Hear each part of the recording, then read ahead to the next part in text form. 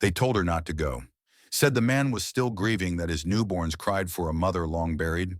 They warned her he'd be cold, harsh, that she was just being hired, not wanted. But Mabel Crowley, 52, with hands that had buried her own past, walked up that porch anyway. She didn't flinch when he said, "You're not here to be anyone's anything. Just feed the babies." She nodded, then did far more than that. She hummed lullabies no one remembered. She stitched bonnets from scraps. She placed slices of pie by the hearth that no one touched. But what if I told you the pie was the turning point, that one day it vanished, and the silence in the cabin softened just enough for something else to be heard? Love doesn't always arrive with fanfare. Sometimes it grows like prairie grass, quiet, stubborn, and made to survive storms. So when the townsfolk whispered, "She's too old, too soft," not his kind, they didn't know what the widower had started to see. A woman not trying to be a mother, just being one. And when the child, too small to speak much, called her mama for the first time, the entire room held its breath, even him. But just when they begin to hope, a shadow from her past rides into town, and everything she built, every soft step, every bowl of stew, every hymn hangs in the balance. What secret could tear them apart? Will the man who never believed in love be the one to fight for hers? This isn't just a frontier tale. It's a story of second chances, late-blooming love, and the kind of woman who earns a place not through charm, but quiet constancy. Stay for the journey. You'll want to know what happens next. Do you believe it's ever too late to be chosen? Let's find out. The prairie was dry as burnt bread that morning, and even the sky seemed reluctant to soften. Heat shimmered on the dirt road like a lie too long held. A buckboard creaked its way toward a cabin, crouched at the edge of a wind-brushed field, its roof patched in tin, its chimney smoke barely brave enough to rise. Mabel Crowley, 51, sat stiff-backed on the wagon seat beside the driver, her calloused hands folded tightly around a worn leather satchel. She wore her best dress, the one with mended sleeves and a neckline, no longer in fashion. Her graying hair was pulled into a low bun, and though dust clung to her boots, dignity clung tighter. This wasn't the life she'd imagined as a girl near the Shenandoah. But then again, life seldom asked what a girl imagined. She'd answered an ad, not for marriage, for help. A widower with twin infants, no milk cow, and too much land to work alone. He needed someone sturdy, sensible, and discreet. That last word echoed in Mabel's chest longer than it should have. The wagon stopped. The driver tipped his hat. "That's your man." On the porch stood a man like a tree that forgot how to bend tall, sun-cracked arms, folded across a flannel shirt that didn't try to hide the lines in his face. His name, she'd been told, was Clint Booker, once a cavalry scout, now a farmer in mourning. He didn't step forward, didn't remove his hat, just said, "You're late." Mabel met his eyes. The train ran slow. "I don't need excuses. I need someone to feed him, clean him, and keep quiet." She climbed down without waiting for help. Her knees ached, but she didn't show it. "I'm not here to win your approval, Mr. Booker, just to do a job." He nodded toward the door. "They're inside. You'll sleep in the back pantry. No cot, no complaints either, I hope." She walked past him, the scent of horses and tobacco lingering in the air between them. Inside the cabin was dim and unfinished. Dust clung to the sills. A kettle hissed on the iron stove, nearly dry. Two babies, maybe a month old, lay swaddled in makeshift cradles carved from old crates. One was fussing. The other was silent. Too silent. Mabel moved without asking. She bent, scooped the whimpering child into her arms, and checked the cloth at the baby's neck. Damp. Feverish. She unfastened her satchel and pulled out a jar of willow bark powder. Clint hovered in the doorway. "What are you doing? She's hot. I'm steeping this in water. It'll cool her fever. I didn't hire you to play nurse. You hired me to keep them alive. This is how." He didn't answer, just grunted and stepped outside. The door didn't slam, but it might as well have. Mabel exhaled, quietly. She dipped the powder into a tin cup and added what little water remained from the pitcher. This wasn't the first house she'd entered where love had died before the wife did. She'd worked in 3 before, and each time the air was heavy, not just with grief, but with the stubborn silence of men who'd never learned to cry. She swaddled the smaller baby against her chest, rocking gently as she waited for the water to cool. They hadn't even told her their names. But she'd learn them. She always did. The wind picked up, brushing the roof with tired sighs. Outside, Clint fed the chickens with one hand and gripped the porch railing with the other like a man who feared what softness might do to him. Inside, Mabel whispered a name to the baby, just until she learned the real one. "Little Hope," she said, "will get you through." The cabin's boards creaked like old bones in the night, and Mabel rose before the first rooster call. She'd barely slept, too attuned to the small breaths and sudden cries of the twins. One was stronger now, the one she called Hope in her head, though her true name, she learned late last night, was Lena. The quieter baby was May, named after Clint's mother, and too quiet still. The pantry was cold and smelled faintly of kerosene and onions. Her blanket had a hole the size of a teacup, and her knees ached from sleeping curled. She stepped softly into the nursery, her apron already tied. Clint hadn't spoken to her since dusk yesterday, but she saw his shape near the barn through the window, swinging hay bales as if trying to throw away his sorrow.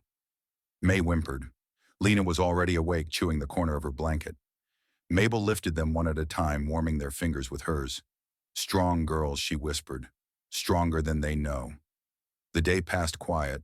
Clint only nodded when she handed him a plate of cornbread and beans.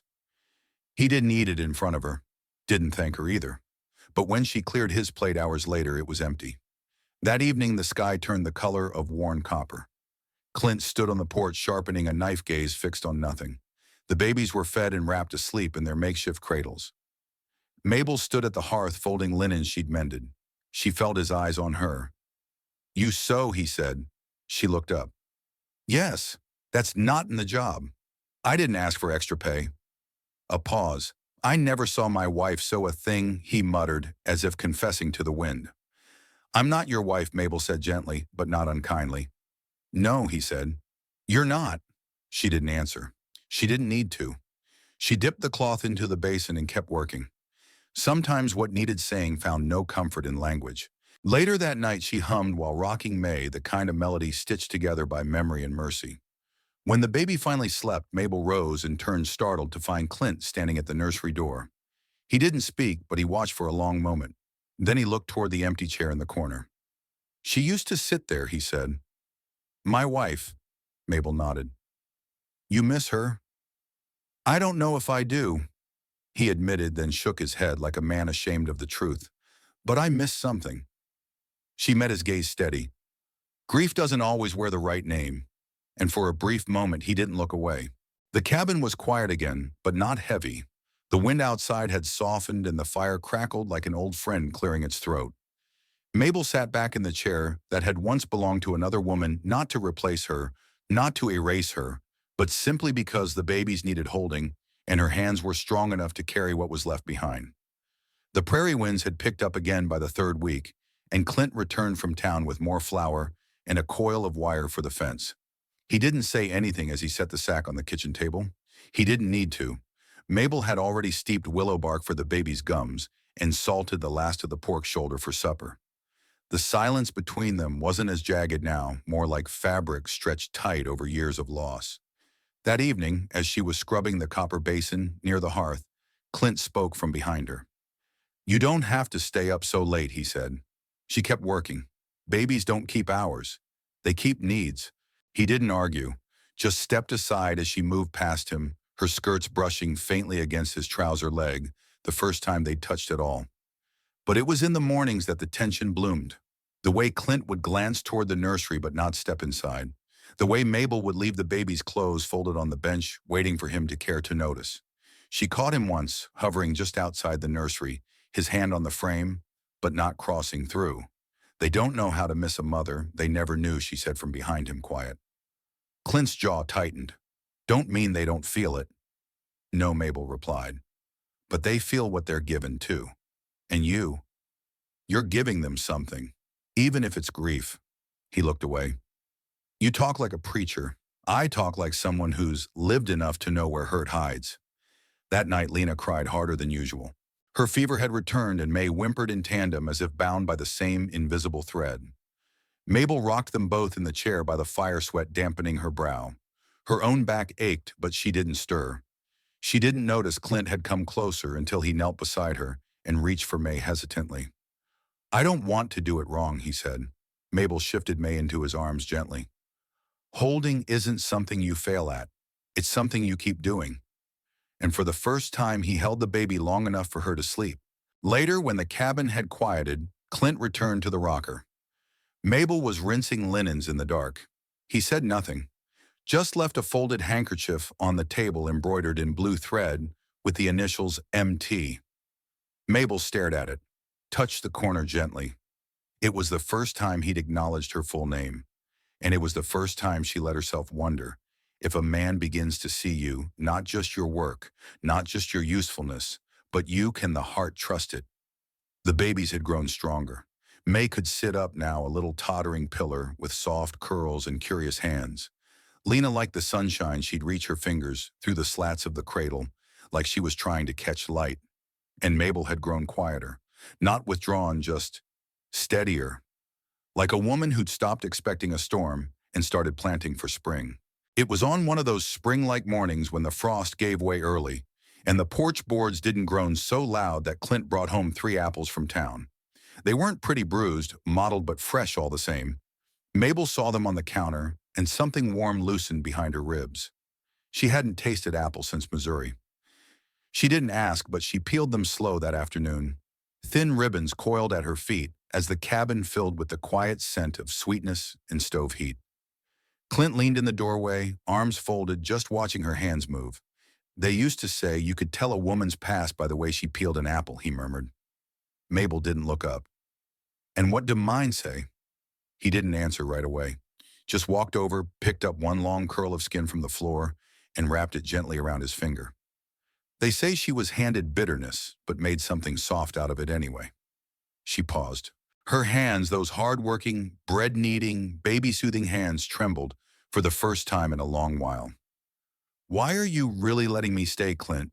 The question hung in the air like dust in a shaft of morning light. He stared at the fire for a while, then said, because they're better with you here, and so am I. It wasn't love, not yet, but it wasn't loneliness anymore either. That night he set her a place at the table, across from his. No plate left by the hearth, no crumbs on the floor. Just a chair, a plate, and her name spoken once softly. Mabel. She blinked. Yes, you don't have to be careful here anymore. That night she peeled a second apple, and they shared it. But when something begins to warm, doesn't that mean something else is about to break open? It happened on a Tuesday, soft with wind and dust. Mabel had taken the girls for a walk past the fence line, where wildflowers stitched themselves stubbornly into the cracks of drought-worn soil. May giggled when a butterfly landed on her boot. Lena reached for the sky like it was made of milk. When they returned, Clint was sitting by the fireplace, not reading, not sleeping, just staring into the embers. There was something on the hearth, a folded paper, yellowed and creased. Her name, Mabel Carter, written in a sharp, impatient scrawl. She froze. He looked up slowly. This came today. A man left it at the store. Said he used to know you back in Missouri. She felt her stomach knot deep and familiar. You read it, no. She stepped forward, the girls quiet now in her arms. Her breath caught on old dust inside her. The letter smelled like whiskey. Like the man who once signed her name to a marriage certificate without ever asking her if she wanted it. The man who called her cow-like when she cried too long. The one who traded her to a distant cousin in exchange for a mule and a rifle. To keep her fed, he said. She tossed the letter into the fire. The flame caught fast. Clint said nothing, but his jaw flexed. After a long silence, he spoke. Was he the one who... Yes. She didn't look at him. Just watched the last corner of that paper curl into ash. I was married, she said flatly, but I was never loved. I worked like a wife. I was treated like a burden, until I walked out barefoot one night and never turned back. Clint reached across the space between them, not to touch, just to be near. I don't care who you were, he said. I only care who you are when you're holding those girls, humming like the world's still kind. She looked at him then, and for the first time since her first wedding night, she felt no shame for being known. Only a strange, trembling relief. But what happens when a man dares to care in a town that thinks kindness is weakness? It began with whispers at the feed store. That's the widow who lives up with Clint Barden, a woman hissed behind her glove. Not his wife. Not even kin, another murmured. The words clung like mud tracked in through boots and gossip. Then the church committee stopped by. Three ladies' corsets, tight with righteousness, stood on Clint's porch, while Mabel held Lena behind her apron. May peeked through the curtain wide-eyed. Mrs. Gallows, the eldest and sharpest of the three, crossed her arms. "You've had her up here 6 weeks now, Mr. Barden. Folks are starting to wonder." Clint didn't flinch. "Wonder what? Whether your house is still a place of mourning or something else entirely." Mabel stayed quiet. Her hands rested on Lena's back like a shield. "She's caring for my children," Clint said, voice low. "Children are watching," Mrs. Gallows snapped. "Watching how a man keeps his home. Watching what kind of woman he lets into it." When they finally left, the wind picked up sharp with shame. That night, Clint sat outside with a whittling knife in hand, wood curls gathering at his feet. Mabel brought him coffee and sat beside him on the porch rail. "They'll never see me as enough," she said softly. He didn't look at her, just kept carving. "I don't need them to," he finally answered. "I just need you to stay." She stared at the stars for a long time. "You don't owe me shelter," she whispered. "No," he said, setting down the knife. "But maybe I want to build something that feels like it." Inside, the girls slept safe, but outside the wind shifted. A storm was coming, not of rain, but of judgment, cruel and loud. And Mabel knew this was the part where most women packed their bags and vanished. But she had nothing left to run from. Will they stand together against a town that refuses to forgive what it doesn't understand? Some roots grow not from blood, but from shared silence, worn hands, and the gentle choice to remain. The storm didn't come all at once. It brewed in doorways and behind lace curtains. Mrs. Gallows started a petition, quiet, sharp-voiced. The pastor sent a letter urging clarity in household arrangements. And children at school asked May if the woman she called Mama was real or just pretending. Clint stood taller but heavier. Every glance in town became a stone in his pocket. Mabel felt it too. Not in fists or shouts, but in the way the world stopped meeting her eyes. One morning she folded the last of the girls' nightgowns into the laundry basket and stood at the kitchen window. Outside, Clint was mending the chicken coop. Lena toddled near him, and when she fell in the mud, he didn't even hesitate, just scooped her up mud and all kissing her cheek like it was the most natural thing. She watched his jaw soften, his back no longer so rigid. The old Clint, the widower, the loner, was gone. In his place stood a man who had let himself begin again. And Mabel. She looked down at her hands. Wrinkled, scarred, strong. Once used for someone else's demands, now used to braid hair, to rock babies, to patch knees and hearts alike. That evening, Clint didn't ask. He just said, "We should fix the north fence tomorrow. Might be a long job. I'd like you by my side." "I'll bring sandwiches," Mabel replied, and he smiled. They didn't speak of marriage, not yet. But the girls had already chosen. When May slipped her drawing into Mabel's apron pocket that night, it showed 4 stick figures under a crooked sun. A man, 2 girls, and a woman with a big red heart drawn where her chest should be. Below it, in wobbly letters, she'd written, "My real mama." Outside, the moon rose soft. The prairie slept. And the house, once full of grief, now breathed like a living thing. Because sometimes what begins in duty grows into devotion, and what feels borrowed becomes your own, when someone simply stays. If this story stirred something in your heart, maybe reminded you of a quiet love, a second chance, or a woman who stayed strong when no one thanked her, know this stories like these are not just fiction. They are echoes of the lives so many of us live. Subscribe to None, Wild West Saga, to follow more stories of late-blooming love, dignity, and the healing kindness of staying. We'd love to hear from you. Would you like to see what happens next or read more stories like this one? Share your thoughts in the comments. This space is yours too. In a world that moves too fast, there are still stories that ask us to slow down, to listen for the quiet footsteps of someone who never asked for much but gave everything they had. Mabel Crowley didn't come looking for love. She came to care for 2 newborns left behind by sorrow. But her kindness, steadfast, soft-spoken, unwavering, did what grief could not. It reached the wounded places in a man's heart and gave him something he didn't know he still needed: hope. This isn't just a tale of prairie winds and rocking chairs. It's a reminder that healing often comes not in thunder, but in a pie left warm by the hearth. Not in grand declarations, but in the way someone folds a shirt with care, or hums when they think no one's listening. If you've ever felt like your best days were behind you, like love had passed you by, or that quiet kindness goes unnoticed, may this story remind you it's never too late to be seen, or chosen, or loved. If this story touched your heart, we invite you to subscribe to None, Wild West Saga for more gentle stories of dignity, redemption, and love that finds us when we least expect it. Would you like to see a part two? Or perhaps more stories like Mabel's? Tell us in the comments. We read every word. And thank you, truly, for spending time here with us.